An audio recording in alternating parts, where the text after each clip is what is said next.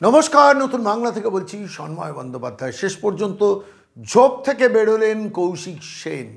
সন্দেশখালী কাণ্ড নিয়ে যখন বুদ্ধিজীবীরা সব নীরব ছিলেন, দেদার মানুষজন তিতবিরক্ত হয়ে বুদ্ধিজীবী শব্দটাকে গালিগালাজ হিসেবে যখন বাংলার মাটিতে ব্যবহার করতে শুরু করেছেন, তাদের ভাতাজীবী বলতে শুরু করেছেন। বছরের পর বছর কোনো স্ত্রী পুরস্কারের লোভে কিংবা কোনো একটা পদের লোভে যখন এইসব বুদ্ধিজীবীরা তাদের বিবেক, চেতনা, চিন্তা সব কিছু হারিয়েছিলেন, আমরা প্রশ্ন তুলেছিলাম, কোথায় কৌশিক সেন, কোথায় অপর্ণা সেন, কোথায় নৃসিংহ প্রসাদ বাদুড়ি, কোথায় গৌতম ঘোষ, কোথায় পরমব্রত, কোথায় কবি শ্রীজাত, কোথায় কবি জয় গোস্বামী? হারিয়ে গেলেন।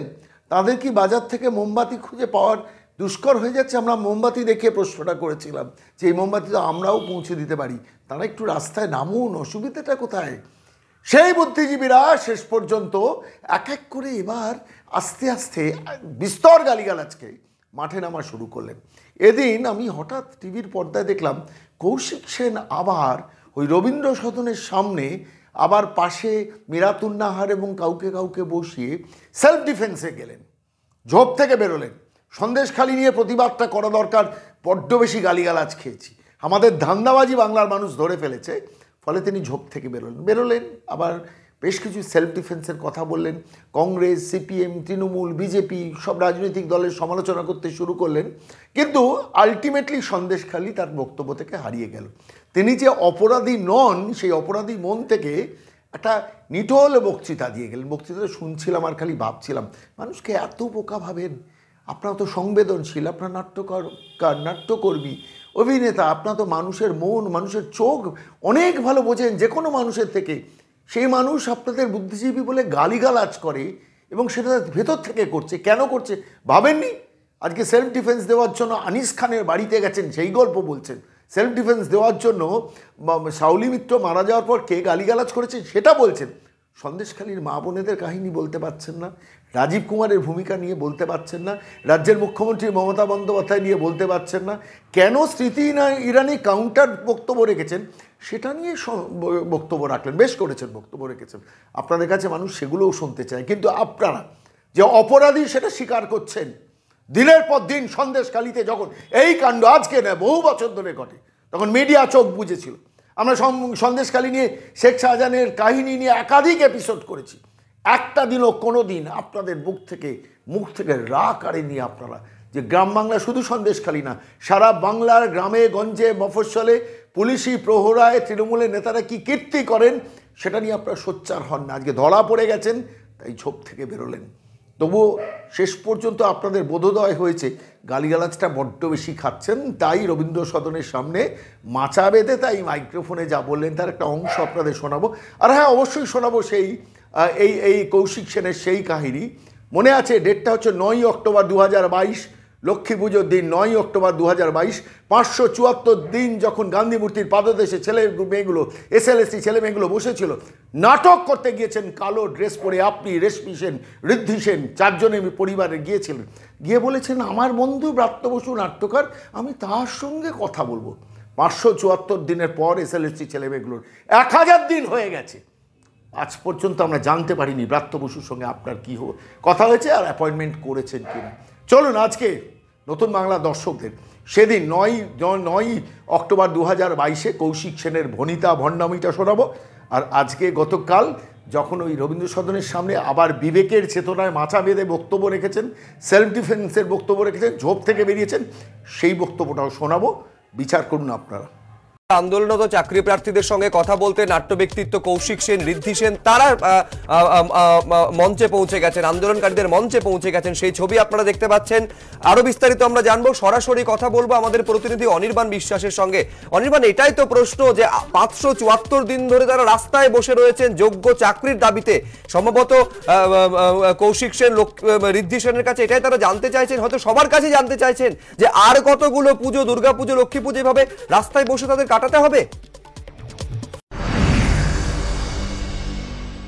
574 দিন ধরে আন্দোলন করছে এবং সেখানে কিন্তু একেবারে পরিবারে হাজির হয়েছেন কৌশিক সেন, রেশমি সেন, প্রত্যেকে রয়েছে, ঋদ্ধি সেন রয়েছে, সুরঙ্গনা রয়েছে, প্রত্যেকে রয়েছে, তার সঙ্গে কথা বলেছেন যারা এখানে আন্দোলন করছে। কিন্তু কৌশিক সেনদের সঙ্গে কথা বলার সময় আমরা যেটা দেখলাম যে এখানে যারা চাকরি প্রার্থী তারা কিন্তু জানাচ্ছেন যে সরকারের তরফ থেকে সদিচ্ছা থাকলে দ্রুত তাদের নিয়োগটা সম্ভব, এবং সেই একই মত কিন্তু কৌশিক সেনের। আমরা কৌশিকদের সঙ্গে কথা বলবো। কৌশিকদা, আপনি কথা বললেন এদের সাথে এবং আপনি একটা ডাক দিলেন যে স্বতন্ত্রভাবে এই যারা চাকরির জন্য রাস্তায় বসে রয়েছে তাদের জন্য সবাই মিলে এগিয়ে আসুক, কি বলবেন? হ্যাঁ, মানে এটা আমার মনে হয় যে এই দাবিটা, মানে এখন যেটা তর্কটা হচ্ছে সেটা হচ্ছে তৃণমূল দুর্নীতিগ্রস্ত কি দুর্নীতিগ্রস্ত নয়, হলে তারা কতটা দুর্নীতিগ্রস্ত, আবার উল্টো দিকে হচ্ছে পূর্বে কি কি দুর্নীতি হয়েছিল, আমরা এই এত ঠিকুজি কুষ্টি জেনে কি করব। আমার মনে হয় যারা মানে রাজনৈতিক সঙ্গে যুক্ত নন সরাসরি, তাদের দাবি ওঠা উচিত।